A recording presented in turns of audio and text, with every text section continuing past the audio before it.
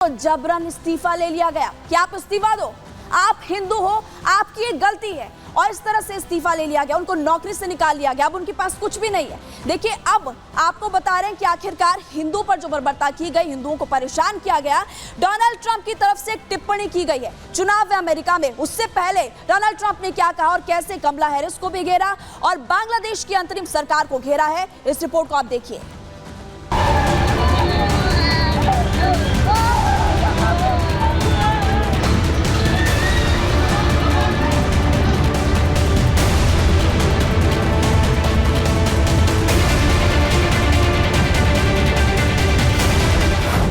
कट्टरपंथियों ने छात्र आंदोलन की आड़ में बांग्लादेश में तख्ता पलट किया, शेख हसीना को देश छोड़ने पर मजबूर किया, बांग्लादेश में रह रहे हिंदुओं को टारगेट किया, हिंदू इलाकों में लूट और हत्याओं को अंजाम दिया गया, महिलाओं की अस्मत लूटी गई, मंदिरों को तोड़ा गया और बांग्लादेश की सेना और अंतरिम सरकार तमाशा देखती रही।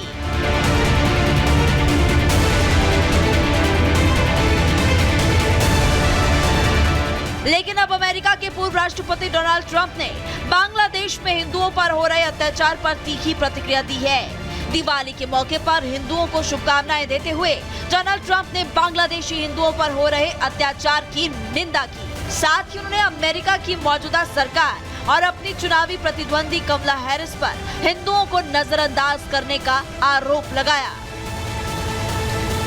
बांग्लादेश में सिर्फ हिंदू ही नहीं, ईसाइयों पर भी कट्टरपंथियों ने हमले किए, लेकिन सुपर पावर अमेरिका चुप रहा। ऐसे में अब पूर्व राष्ट्रपति डोनाल्ड ट्रंप ने खामोशी तोड़ते हुए सोशल मीडिया प्लेटफॉर्म पर लिखा है कि मैं बर्बरतापूर्ण हिंसा की कड़ी निंदा करता हूं, जो हिंदुओं, ईसाइयों और अन्य अल्पसंख्यकों के खिलाफ हो रही है। बांग्लादेश में हालात पूरी तरह से अराजकता की स्थिति में है। बांग्लादेश में हो रही हिंसा का मुद्दा ट्रंप ने ऐसे वक्त पर उठाया जब अमेरिका में राष्ट्रपति पद के लिए चुनाव होने जा रहे हैं। ऐसे में 3 वजहों से ट्रंप को हिंदुओं की याद आई है। पहली वजह, अमेरिका में रह रहे भारतीय मूल के हिंदू जो अमेरिका में चुनाव को प्रभावित करने का मादा रखते हैं। दूसरी वजह, कमला हैरिस जो खुद भारतीय मूल की हैं। ऐसे में भारतीयों के वोट को साधने के लिए भी ट्रंप को हिंदुओं की याद आई। तीसरी सबसे बड़ी वजह, खुद प्रधानमंत्री नरेंद्र मोदी और ट्रंप अच्छे दोस्त हैं। ऐसे में ट्रंप अपने ट्वीट से हिंदू वोटर और भारतीय प्रधानमंत्री को खुश करने की कोशिश में लगे हैं। कमला हैरिस यूं तो भारतीय मूल की हैं। ऐसे में अमेरिका में मौजूद भारतीय मूल के लोगों के बीच उनकी पकड़ मजबूत होना लाजमी है। सर्वे भी इसी ओर इशारा करते हैं। हालांकि सर्वे ये भी बता रहे हैं कि पहले के मुकाबले हैरिस का प्रभाव भारतीय मूल के लोगों में कम हुआ है, जबकि रिपब्लिकन पार्टी के उम्मीदवार डोनाल्ड ट्रंप के सपोर्ट में इजाफा हुआ है।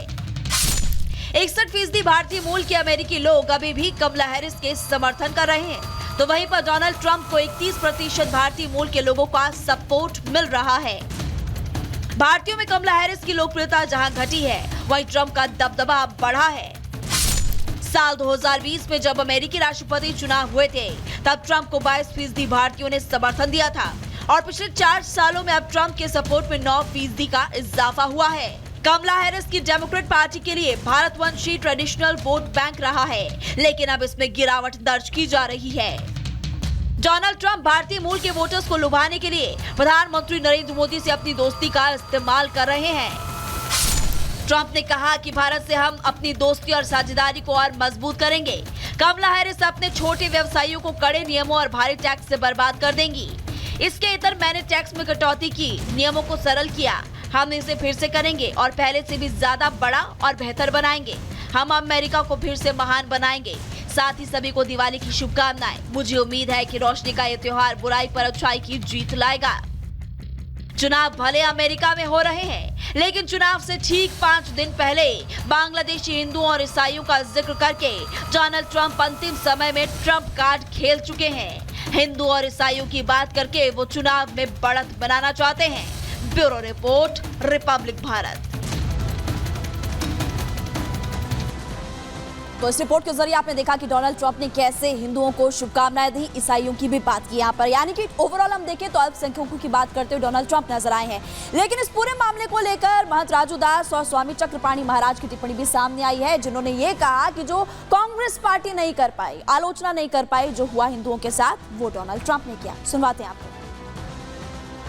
मारा जा रहा है, पीटा जा रहा है, मकानों को लूटा जा रहा है, दुकानों को जलाया जा रहा है, वहां पर ये स्थिति बना हुआ है। सब लोग मौन है और हिंदुस्तान के विपक्ष भी बहुत मौन है। तो मैं ट्रंप जी को साधुवाद देता हूं, आभार व्यक्त करता हूं। कम से कम उन्होंने आवाज उठाई, जिससे हमको लगता है थोड़ा बहुत वहां हिंदुओं को रिलीफ मिल पाएगा।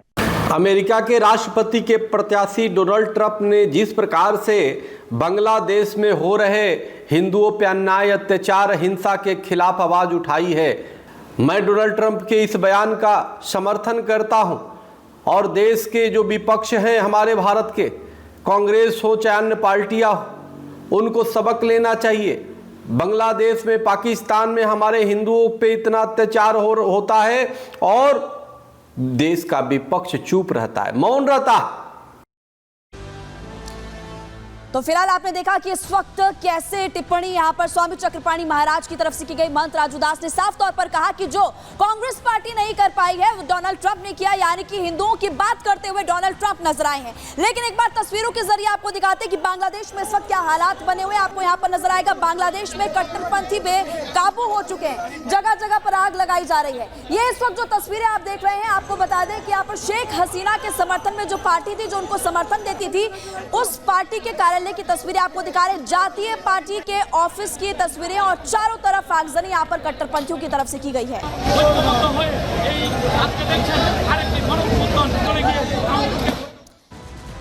तो इन तस्वीरों के जरिए आप अंदाजा लगा सकते हैं कि कट्टरपंथी बेकाबू हो चुके हैं। बांग्लादेश में हालात लगातार बेकाबू होते हुए नजर आ रहे हैं और वहां की अंतरिम सरकार फिलहाल कुछ नहीं कर पा रही। इस पर आप इस रिपोर्ट को देखिए।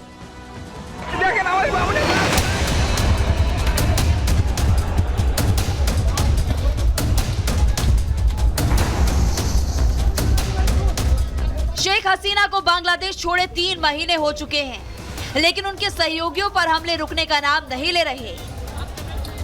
कट्टरपंथी हसीना के सहयोगियों को खोज खोज कर टारगेट कर रहे हैं। उनका नामो निशान मिटाने पर आमादा है।